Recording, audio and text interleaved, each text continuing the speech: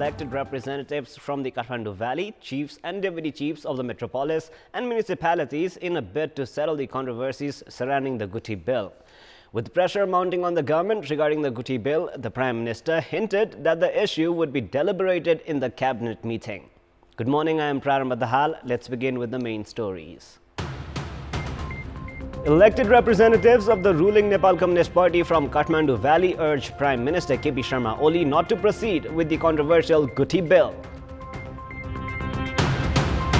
Due to ongoing delay in completing national pride projects, national coffer all set to bear an additional burden of over 200 billion rupees.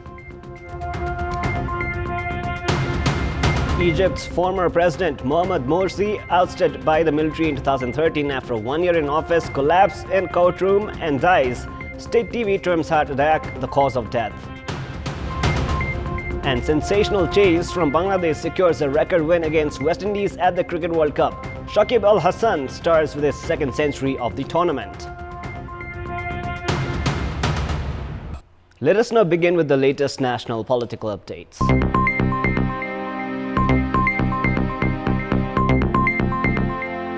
Elected representatives of the ruling Nepal Communist Party from Kathmandu Valley have urged Prime Minister KP Sharma Oli not to proceed with the controversial Guthi bill. At a discussion program summoned by the Prime Minister to decide on how to proceed with the bill, lawmakers, chiefs and deputy chiefs of the metropolis and ward chairmen urged the Premier to withdraw the Guthi bill. Guthi members and trustees have been waging protests against the bill in the capital for over a week now. Participants of the discussion opined that it would be in the best interest of the government to withdraw the bill on the face of escalating protests. They also recommended amendments to the proposed bill or suspension as alternatives. Prime Minister KP Sharma Oli has stated further discussions would be carried out in the cabinet to reach a decision. The meeting of the Council of Ministers is scheduled for today. Lawmakers of the ruling and opposition parties have drawn the government's attention towards implementing the directive of State Affairs Committee to scrap the advertisement for the recruitment of staff at the local levels. At the session of the House of Representatives, the lawmakers of the ruling Nepal Communist Party and opposition Rashtriya Janata Party said that it was objectionable on the part of the Public Service Commission to continue collecting applications for the vacancies against the directive of the State Affairs Committee. The State Affairs Committee had issued a directive on the 10th of June to scrap the advertisement. Meanwhile, the lawmakers from Nepali Congress demanded the government to withdraw the Guthi bill immediately, citing it threatened the existence of cultural heritage. Likewise, the session also held discussions on the budget allocated for the Home Ministry, Ministry of Foreign Affairs, Ministry of Communications and Information Technology, and Ministry of Industry, Supply and Commerce. Trustees of Guthis in Kathmandu Valley have continued their protests against the Guthi bill registered at the Parliament, demanding the bill be withdrawn at the earliest. Protests were staged yesterday in Kathmandu's Basantapur and Chhatrapati, Lalitpur's Mangal Bazar and Bhaktapur's Thimi. Protesters have accused the government of introducing the bill without holding discussions with stakeholders. They have stated the bill threatens the culture, tradition and the existence of the Newar community. Guthi trustees also expressed objections towards the Communications Minister's statement where he called the Guthi system feudalist. Likewise, the trustees have accused the government of politically conspiring to invade Guthi's properties. Protesters are preparing for a mass demonstration at the capital's Maitigar on the 19th of June. Meanwhile, Guthi trustees in temples, mosques and monasteries in Pokhara have also staged protests demanding the government to withdraw the controversial Guthi bill. Protesters in Pokhara have submitted a memorandum to the Prime Minister through the Chief District Officer. The government has included 22 projects under the National Pride projects. Due to the immense delay in completing these projects, the cost has gone up, resulting in more than 200 billion rupees in extra expenses from the state fund.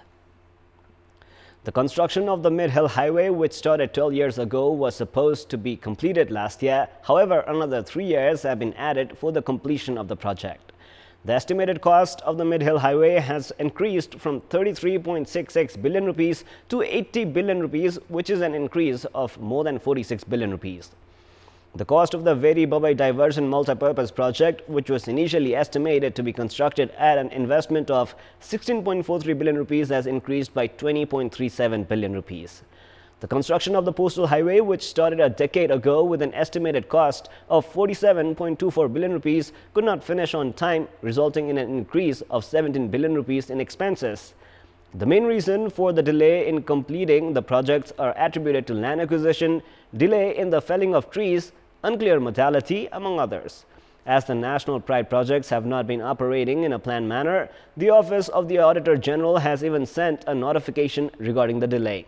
According to the Auditor General's office, the increase in the cost of the projects and the delay in their completion are attributed to moving the projects forward without necessary preparations, overloading contractors with work, flaws in designing and poor cost estimation, among others. The government is preparing to levy 10% tax on imported books from the upcoming fiscal year.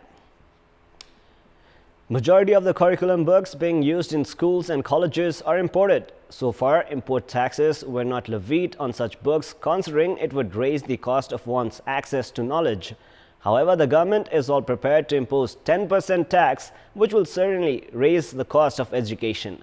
More than 80% of the books imported in Nepal come from India. There are Nepalese publishers that print their books abroad as well, since the cost for better quality books is lesser abroad. Analysts have opined once the taxes are imposed, the cost of imported books will rise and national publishers will have their monopoly. However, all of these will affect students, readers, and the academic circle. It might be recalled the government's attempt to raise the import taxes on sugar to protect domestic producers had added extra burden on the end consumers. Analysts have warned that while implementing the 10% tax on imported books would protect a few domestic publishers, it would hurt the consumers at large. The outbreak of dengue in the eastern region of the country has not come under control despite over 550 individuals diagnosed with the virus in just a month. In this context, we had asked the residents of Dharan regarding why they think is the outbreak yet to be controlled. Let us now take a look at what they had to say.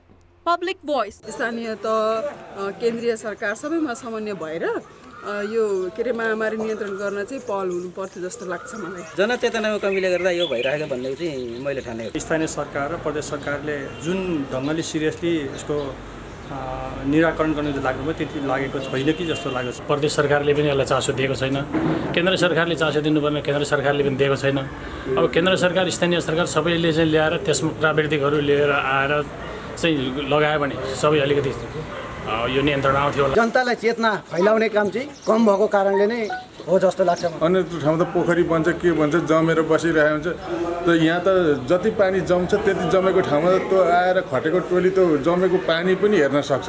तर त्यो टोली कहाँ बसेको छ खोइ अहिलेसम्म यत्रो ठाउँ ठाउँमा चाहिँ हामी यत्रो हिँडिरहेका हुन्छौँ दायाँ बायाँ, त्यो कहीँ पनि टोली पुगेकै देखिँदैन।